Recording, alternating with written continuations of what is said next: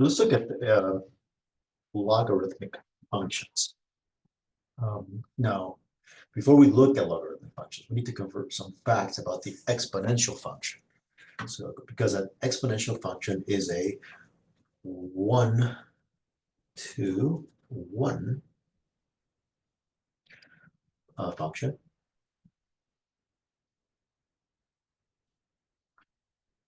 Then what? It must have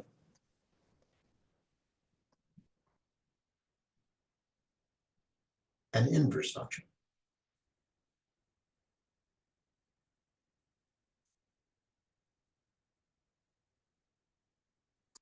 Okay. If you consider that a simple exponential function equation is y equals 2 to the x, make it recognize again this is exponential, and try to solve for x, you will find that you would not be able to solve for this.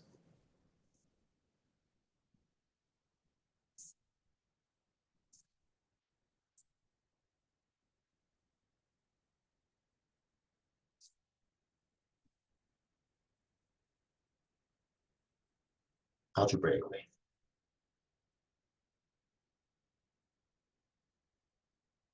And I can't spell algebraically.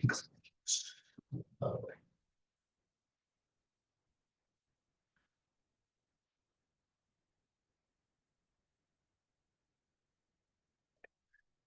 Sure. All right. So we have a dilemma. We know that an inverse exists, but we have no way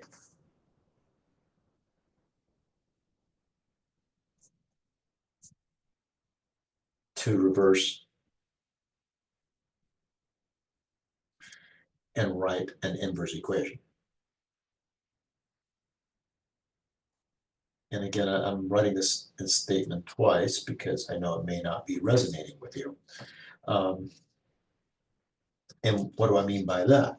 For example, if I have the function f of x equals 3x plus 2, I'm able to do the following. I'm able to go, okay, let's call this y equals 3x plus 2. Then I'm subtracting 2 from both sides. I'm going to do this horizontally because I want to leave some space here to write.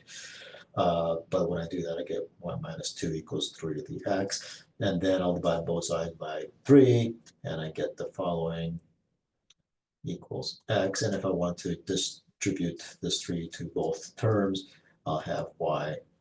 Actually, it's 1/3 when I get down here, and minus 2/3 equals x. And then this becomes f inverse of y. Okay. But you know, notice I have an equation.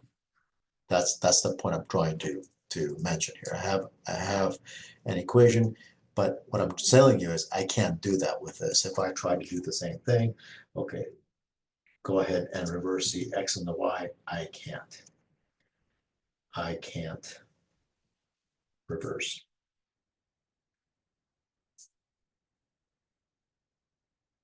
Okay, so that's the dilemma we face. We cannot reverse these two things. So what is done then is to what? Bum, bum, bum. Da, da, da. Name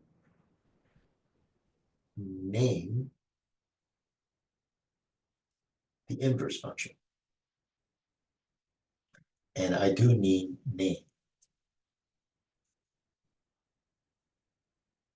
So another recap here. When I write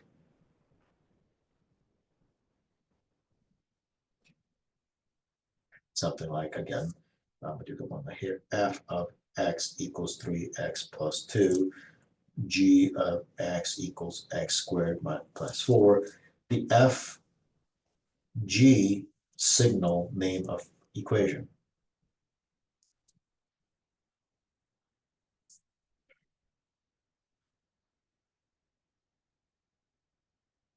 So if I were to write something like f of g of x, I'm alerting the reader that what I want is 3, the function g of x to go inside of the function without having to actually do it, and then I can carry out the process by doing this, okay? All right, so we know that these are the names. The f and the g are just names, so we know what to do with them. So that's what I'm about to do. So what I'm about to say is the following. If I have a function like this,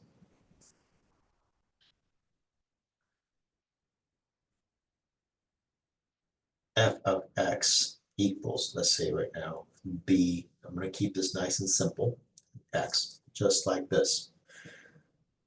Base x, again, the variable here is a 1, or the constant here is a 1, no vertical stretch.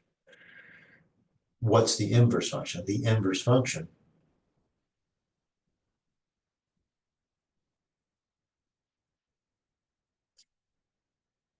is, and I'm not going to write f inverse. So I'm not going to do f inverse. I'm going to write log. Then I'm going to write the base here. So whatever the base happens to be, number-wise, I'll put it here. Then I'm assuming that this is f of x equals y. So like so.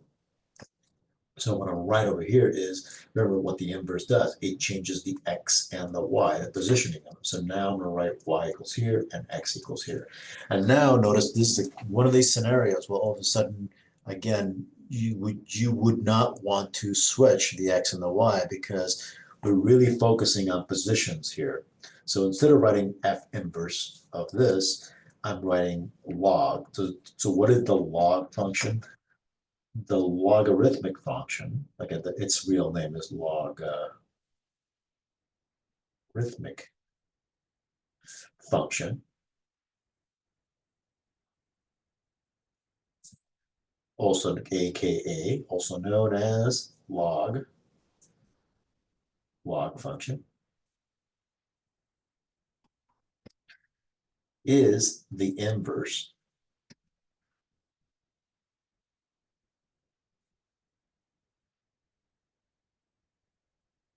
of an exponential function.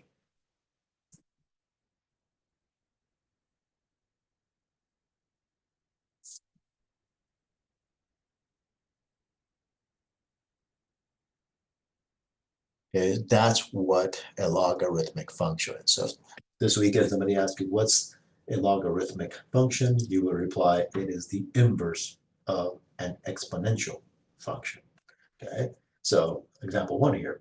What is the inverse of y equals 2 to the x? Okay, so what I need to do is follow this script right here. Okay, notice I recognize the base is 2, so I'll write log. Then what is the base of this exponent? 2. And then reverse. What's my output? Here is y. My input is x, and I have to reverse these things for the input. So now y equals x. And there's the inverse function of that one. What is the inverse function of y equals 10 to the x? Well, the inverse function of 10 to the x is the following. Log. Okay, then I look at what is the base, 10. And then again, reverse the y and the x. Okay. Now, this is not the way you would write the inverse for this particular base. The common log is log base 10. And notice again, now I'm writing x and y because I'm not referring to its inverse positioning. So right now, when I do my inverse, I have to make sure that what was an output is an input, what's input is an output. And you'll see more of this later. But the definition, the common log is log base 10. Okay. However, because this is widely used, this log base is widely used. In other words, it's common. We just write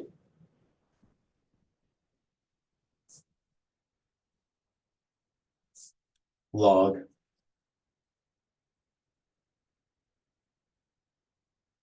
like that. No base. So if there's no base here, it's automatically log base 10. So if I ask what is the inverse of log of the inverse function of y equals 10 of x, the answer is,